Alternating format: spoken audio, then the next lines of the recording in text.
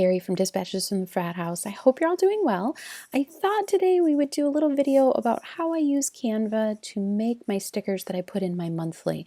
I do not use it personally to make the smaller stickers, like the ones I put on my daily boxes in the monthly. Those I usually use Planner Kate stickers.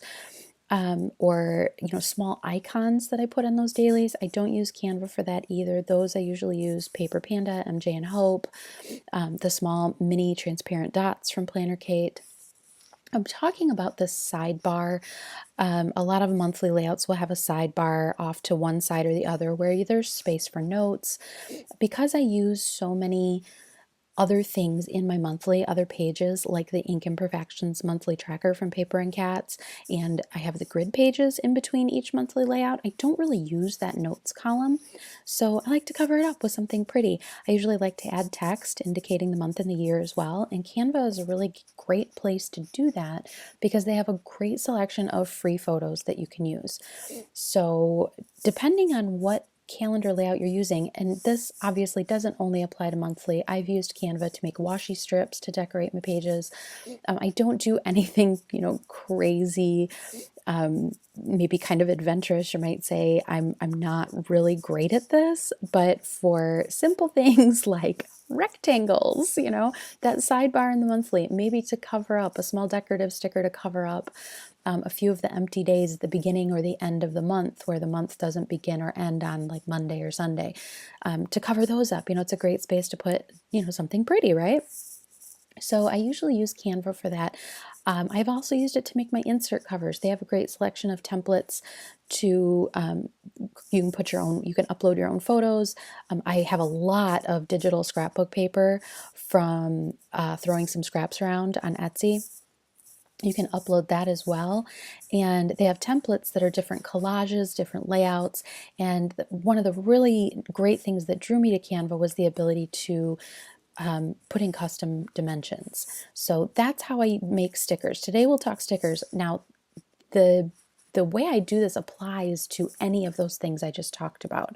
So you can use the same steps here and create different things. Okay, so you can use this idea to create insert covers, let's say, if you want to print your own insert covers. So what I usually do is I measure the space that I want to put the sticker in. Today we're talking about like the monthly sidebar. So actually let's go here and I'll show you what I'm talking about. Like this here. See the sidebar here where it says February 2020? I made that in Canva, and then this part as well. The month didn't start until Saturday. I didn't make a small sticker for Friday, but this one was a really nice big one to make. So what I usually do when I measure this, I measure in millimeters because I'm able to be more accurate, first of all. And I don't put in, you put in the height and the width, okay? I don't use this as the width and this for the height because then you're kind of working sideways and you have to deal with rotating pictures or whatnot. So I usually handle these measurements tipped the other way. So I measure this as the width and then this as the height, okay? Let's shrink that down in case we need it. So we go to create a design. This is the Canva home screen, okay, at canva.com, and you can create an account because it will save your work for you. So I go to create a design and hit custom dimensions. Okay, now this, you can select 4 different options for your unit of measurement. There's pixels, inches, millimeters, and centimeters. I usually use millimeters. And this still has things in here from the one I recorded earlier and messed up. So because, as I said, we're working with it tipped on its side like that, so the smaller measurement is actually going to be my height, and the longer measurement will be the width. Okay? So for my height, let's say it's 28 millimeters, and let's say the width is 120. I'm kind of trying to remember those off the top of my head, so I hope they're right. And I do want to say, I always make sure I change this unit of measurement first before I put those in. okay, just so I double check that I've got the right unit in there. And then I hit Create Design, and it's going to open a new tab for you. We're working in the browser, and here is your rectangle with our 120 millimeters wide and 28 millimeters high. Now, I have uploaded a bunch of pictures. You can go, if you go to Uploads, right here is Upload an image or a video, okay? A lot of times I like to use their photos. I like stickers with photos on them. So if you go over here to Photos, there are kind of suggested searches that you can use. The ones you've used recently, and then things that are trending on Canva right now, okay? So let's say, and you can go through these, you can, or you can type in a search as well. So there's heart, love, food, money, football, flowers. Let's do flowers. So we're just going to hit flowers. Okay, and then as you hover over these pictures, it'll tell you, see down here in the corner it says free. This one has a $sign. You can use Canva credits to purchase pictures that you want to use from their library. You can still drag them over here. You just pick it up and drag it. You can still drag them over there to see what it'll look like. It'll obviously have a watermark on it. If you purchase that picture with a Canva credit, that watermark will disappear. Okay? I kind of like this one actually. So all I do is just drag it over to the edge. If you just drop it in here, it's just going to drop it in there. Okay? But if you drag it so that your pointer hits the edge of your rectangle, it'll autofill it. Now, obviously this picture from here to here is cropped. So you can, if you're like, oh, but I like the top portion better, that's what I want to show, or the bottom portion, or whatever the case may be. If you double click on this photo over here, see how it shows you your shape is in an overlay, the full picture is in the background. So you can drag that up and down if you'd like, and they even give you a grid to work with. You can drag it at least as far as the size of the picture goes. And then when you're done moving it around and you're happy where it is, you hit done. Okay, now let's say we're making this for March. So the next thing I want is text. So you can go over here in your sidebar to text.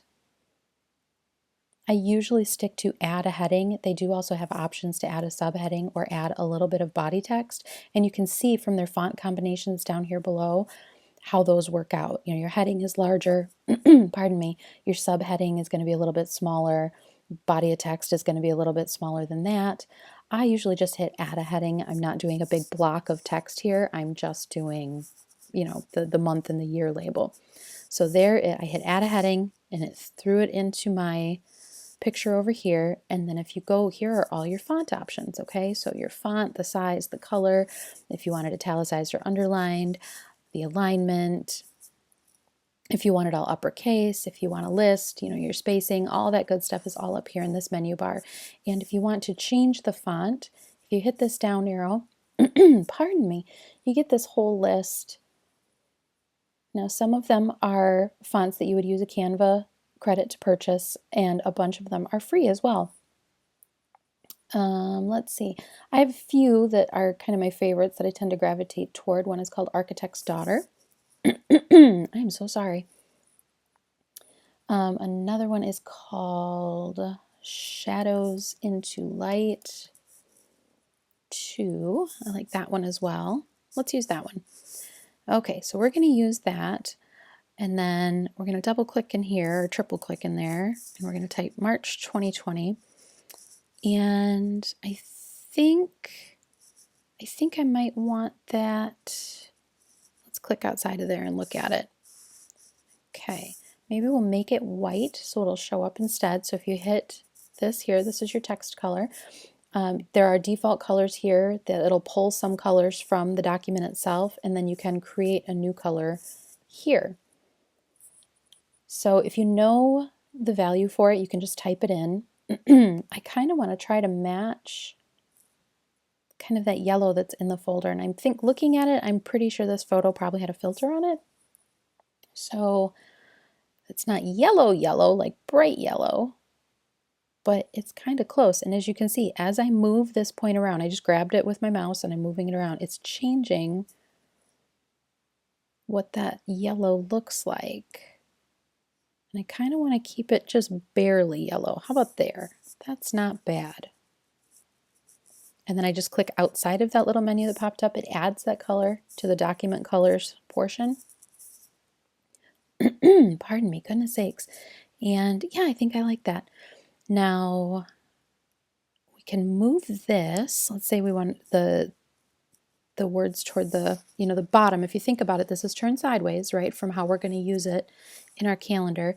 If you want it to take up a little less space, we'll move that. I don't want it quite at the edge, but see, this is covering the flower a little bit, and I don't particularly like that. So if I grab this little piece on this side edge, it's going to move this over. I'm going to put the edge of that text box about the same width away from the edge of this flower petal as it is from the edge of the photo. And obviously, as you can see here, it changed the shape of it because our font is too big to fit now that I've made that smaller. So I'm going to go up to the font size here. It's at 31.5 right now. How about we try 24? There we go. Now it's going to be a little off center. So if we move it, can you see how that purple line pops up? When you hit center, it'll kind of pull to the center. It'll snap to it, and it'll show you that purple line. So you know, okay, you're in the center as far as vertically, you're in the center. Let's click outside of it and get a look at it. And that is it. Now I go to publish and I want to download it. And there are several options in there. I honestly have never fiddled with them. If you know more about graphic design than I do, which would not be hard to do, then you know how to do that. So I have downloaded that sticker. Now you can use that same idea to make other stickers, like, we're going to flip this back around, like this one here. I did the same thing. I used this for the height and this for the width, and I went through the photos until I found one that I liked. Obviously, I was craving coffee when I made my February calendar stickers. And I did the same thing, downloaded them, and then I dropped them into a Pages document. You can also drop them into a Word document, I believe. I have not tried that personally myself, so I don't want to speak to that and say it absolutely works. But I just dropped them into a Pages document. I double check the measurements because I have noticed that sometimes when I drop these in, they are a little bit different size than what I originally measured. So a lot of times I'll do the math real quick and measure from, or convert from millimeters to inches. So let's choose a blank one. I'm just opening up Pages and see my sheet. So here is my sticker. I'm going to drop this right in here and hit arrange. And then I usually double check, converting millimeters to inches. Is this measurement right? Is this measurement right? If they're not right, usually when you adjust one, the other one will adjust itself because the proportions are constrained. So changing the width to the correct measurement will automatically change the height, if that makes sense.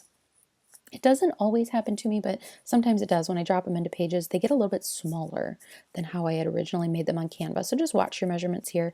And then I just load sticker paper into the printer and print them out, cut them out by hand, and there you go. That is it. So I hope that was helpful. I feel like it was a little bit scatterbrained. If there's anything I can do to clear up any questions, please don't hesitate to ask. But that is it. That is how I use Canva. The other nice thing about it is that it will save all of your designs. So over here from the Canva homepage, if you hit all your designs, you can see there are ones that I made that I ended up not using. Insert covers. I use it to make featured images for YouTube and for Instagram when I've posted a video. I use it to print vellum sometimes. All the same idea. I put in custom measurements and then add photographs, digital scrapbook paper, anything like that. It's makes designing these things, I think, just about as simple as it could possibly be made. Because I can do it, which is amazing. So yeah, you guys play around with Canva, see what you think. It is free. You can create an account for free. You can use their their library of free resources. And then there are ones that are for purchase that you can use Canva credits to purchase as well. I will put a link to Canva down in the description box. And again, if you have any questions, just let me know. Thank you so much for choosing to spend your time with me today. I will talk to you soon. Bye-bye.